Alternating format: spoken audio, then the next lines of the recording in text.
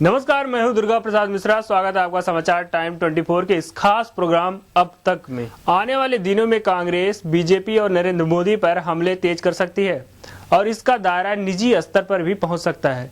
पिछले हफ्ते Agusta Westland मामले में गांधी परिवार और कांग्रेस की टॉप लीडरशिप का नाम आने के बाद मुख्य विपक्षी पार्टी संसद में मोदी सरकार पर पलटवार करने के लिए गुजरात से जुड़े मुद्दे को उठा सकती है। सूत्रों के मुताबिक कांग्रेस बजट सत्र के बाकी वक्त में सरकार के लिए मुश्किलें खड़ा कर सकती है। विपक्षी पार्टी कह सकती है कि या तो जीएसपीसी पर बहस की इजाजत दी जाए या फिर संसद की कार्रवाई में बाधा झेलनी पड़ेगी। कांग्रेस के एक सीनियर नेता ने बताया कि अब आर पार की लड़ाई है। हमने भारत के इतिहास में बदले की भावना से बदलाव करने वाली सरकार पहले कभी नहीं देखा। वे गांधी फैमिली के नाम को बदनाम करना चाहते हैं और साथ ही कांग्रेस पार्टी को खत्म कर देना चाहते हैं। अब तक कांग्रेस पार्टी सरकार के फैसलों और गवर्नेंस से जुड़ी उसकी नीतियों के जरिए हमला करती रही है। पार्टी ने मोदी पर निजी हमला नहीं किया। हालांकि हेलीकॉप्टर घोटाले को लेकर सदन में कांग्रेस अध्यक्ष सोनिया गांधी, उपाध्यक्ष राहुल गांधी, पार्टी के सीनियर नेता अहमद पटेल का नाम लिए जाने पर पार्टी को लगता है कि अब उसे हमले और तेज कर देने की जरूरत है। संसद में लगातार बाधा पहुंचाने को लेकर लोगों की आलोचना से सतर्क कांग्रेस ने बजट सेशन के शुरू होने में अलग रवैया अख्तियार किया है। संसद का बजट सत्र 13 मई को खत्म हो रहा है। विपक्षी पार्टी ने ललित गेट और व्यापम घोटाले पर अपना अड़ियल रवैया छोड़ दिया है। हालांकि पिछले हफ्ते संसद में हमले झेलने के बाद कांग्रेस ने सदन के भीतर निजी हमला करने का फैसला लिया है। डिग्री मामले में जहां आम आदमी पार्टी आगे बढ़कर प्रधानमंत्री पर हमले कर रही है, वहीं कांग्रेस इस मसले को संसद में उठाकर सदन की कार्रवाई में बाधा पहुंचाने की तैयारी कर रही है। कांग्रेस के एक सीनियर नेता ने बताया कि अगर किसी सामान्य एमपी या एमएलए का मामला होता तो वह इतना बड़ा मुद्दा नहीं होता। हालांकि प्रधानमंत्री की तरफ से गोपनीयता का मामला है। अगर वह डिग्री को लेकर झूठ नहीं बोल रहे हैं तो उन्हें निश्चित तौर पर अपनी डिग्री को सार्वजनिक करना चाहिए। प्राइवेट स्कूलों की फीस में लगातार हो रही बढ़ोतरी के मामले में गौतम बुद्ध नगर पेरेंट एसोसिएशन ने सेक्टर 50 स्थित मेघदूत पार्क में एक मीटिंग की। इसमें कई स्कूलों के पेरेंट्स शामिल हुए। एसोसिएशन के प्रतिनिधियों ने सीएम अखिलेश यादव को पत्र लिखकर इस मामले में उचित कदम उठाने की मांग भी की। एसोसिएशन के प्रतिनिधियों ने मीटिंग कर आगे की रणनीतियों पर चर्चा किया। पेरेंट्स ने उम्मीद जताई कि स्कूल की नाजायज फीस वापस की जाएगी। अध्यक्ष नीति श्रीवास्तव ने कहा कि इसके साथ साथ एसोसिएशन अधिक से अधिक लोगों को जोड़ने की मुहिम चला रही है। मीटिंग में मौजूद सभी लोगों ने फीस वापसी पर पुरजोर समर्थन किया है। महिलाओं की सशक्तिकरण को मजबूत करते हुए और अबला स्त्री के भ्रम को तोड़ते हुए सीआरपीएफ ने नक्सल प्रभावित राज्यों में नक्सल विरोधी अभियान के लिए 560 से ज्यादा कमांडो को तैनात किया है। यह कमांडो महिला कमांडो हैं। अजमेर में इनकी ट्रेनिंग सेंटर से 567 महिलाओं को देश की सेवा के लिए उतारा गया है। सीआरपीएफ महानिदेशक के दुर्गा प्रसाद ने कहा कि सभी को कंपनी फॉर्मेशन शैली में नक्सल प्रभावित क्षेत्रों में चरणबद्ध तरीके से तैनात किया जाएगा। कंपनी फॉर्मेशन का मतलब है एक बार में 100 कर्मियों की तैनात करना। इनकी ट्रेनिंग चरमपंथ क्षेत्र को काबू में करने के लिए की गई है। अधिकारियों ने कहा कि सीआरपीएफ की इस अवधारणा पर काम कर रही है कि यदि माओवादियों के बीच महिलाएं हो सकती हैं तो सुरक्षा बलों में क्यों नहीं। इसके साथ ही देश के आंतरिक सुरक्षा के क्षेत्र में सबसे बड़ी चुनौती रण क्षेत्र में इतनी बड़ी संख्या में महिला कर्मियों की तैनाती की योजना आगे बढ़ी है। गोरखपुर में बीजेपी के अल्पसंख्यक मोर्चे ने पोस्टर वार शुरू कर दिया है।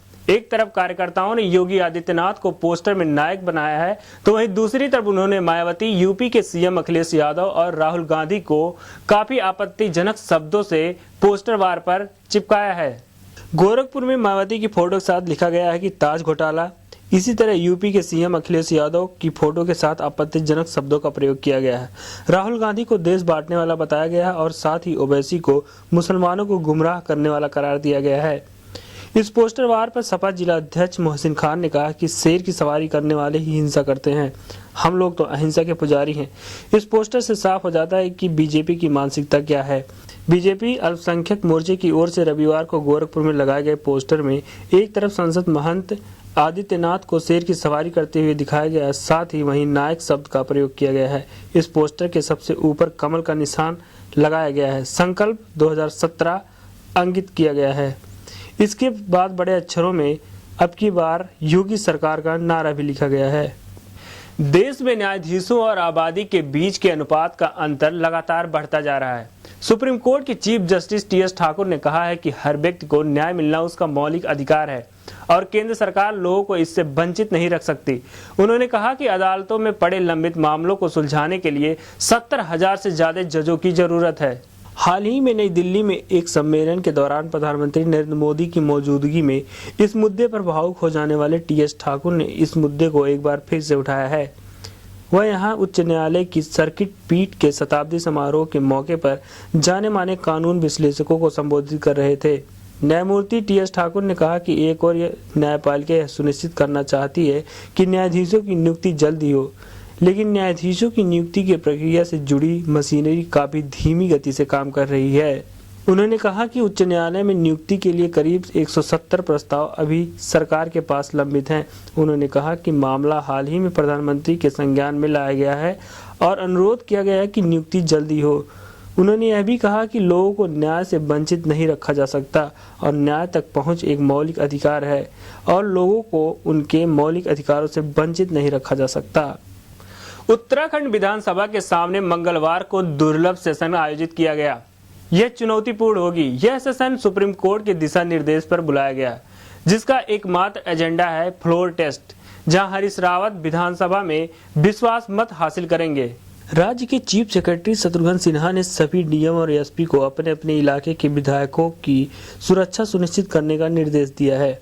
इसके साथ ही साथ राज्य विधानसभा के अधिकारी विश्वास मत से जुड़ी तमाम प्रक्रियाओं को अंतिम रूप दे चुके हैं।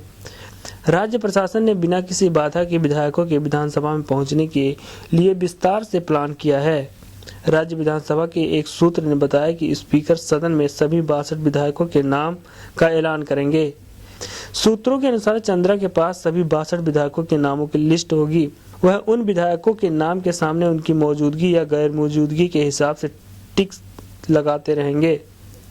यह प्रक्रिया पूरी होने के बाद हरीश रावत एक लाइन में विश्वास मत पेश करेंगे। इस दौरान स्पीकर विधायकों के साथ बातचीत करते रहेंगे। सूत्र ने बताया कि विधानसभा सेक्रेटरी का मुख्य रोल यह सुनिश्चित करना होगा कि वोटिंग सही तरीके से और सही दिशा में हो। इनका रिकॉर्ड बरकरार रखा जाएगा। उत्तर प्रदेश की सरकार मिड डे मील के साथ दूध और फल देने का दावा कर रही है, मगर अंबेडकर नगर के अकबरपुर में एक ऐसा प्राइमरी स्कूल है जहां बच्चों को पानी तक नहीं मिल पा रहा है। मिड डे मील तो बहुत दूर की बात है, स्कूल में लगा एकमात्र हैंडपंप पिछले 9 महीने से खराब पड़ा हुआ है। यह हालात तब है जबकि यह जिला बेसिक शिक्षा मंत्री अहमद हसन का है। स्कूल के हेडमास्टर सांसा हुसैन ने अधिकारियों से इसकी शिकायत कई बार की, मगर कोई कार्रवाई नहीं हुई। स्कूल में लगा एकमात्र नल खराब होने से छात्रों को खाना खाने के साथ ही पानी पीने में भी परेशानियां होनी पड़ती है। स्कूल में पानी न मिलने की वजह से बच्चे रोड पर दौड़ते वाहनों के बीच से सड़क के दूसरी तरफ जा लगे हुए नल से पानी पीते हैं। इससे हादसा होने का खतरा भी बना रहता है। हेडमास्टर का कहना है कि इस स्कूल में 80 बच्चे पढ़ते हैं, इसके बावजूद एक भी नल यहाँ नहीं है। अंबेडकर नगर के बेसिक शिक्षा अधिकारी जयंत सिंह ने कहा कि सभी ब्लॉकों से खराब हैंडपंपों की सूची मांगी गई है। इन्हें रिवोर करने के लिए काम आगे बढ़ा दिया गया है। उत्तर प्रदेश में किसान अब यह तय करेंगे कि उन्हें किस इलाके में और किस तरह का बीज चाहिए। प्रगतिशील किसानों से फीडबैक लेकर सरकार उन्हीं के अनुसार उनको बीज उपलब्ध कराएगी। सरकार ने 2017 से शुरू हो रही 13वीं पंचवर्षीय योजना में भविष्य की खेती में ऐसे ही खाका तैयार कर रही है। अभी तक सरकारी अफसर बीजों की कुछ प्रजातियां तैयार कर देते हैं। सब्सिडी पर उनका वितरण हर साल किया जाता है। किसानों की ओर से ये बातें लगातार आ रही थीं कि कई क्षेत्रों में ऐसी प्रजातियों का बीज वितरण केंद्रों पर दिया जाता है जो अधिक उपजाऊ नहीं होते। नई प्रजातियों का बीज नहीं बांटा जाता। सरकार का भी नियम है कि 10 साल पुरानी प्रजाति के बीज पर सब्सिडी नहीं मिलती। बीज खरीदने पर सब्सिडी बाद में ऑनलाइन भेजी जाती है। इससे सब्सिडी में दिक्कत आती है। किसानों की ओर से आ रही इन शिकायतों को देखते हुए पिछले दिनों नई पंचवर्षीय योजना का खाका तैयार करने के लिए कृषि विभाग ने प्रदेश की प्रगतिशील किसानों की बैठक बुलाई।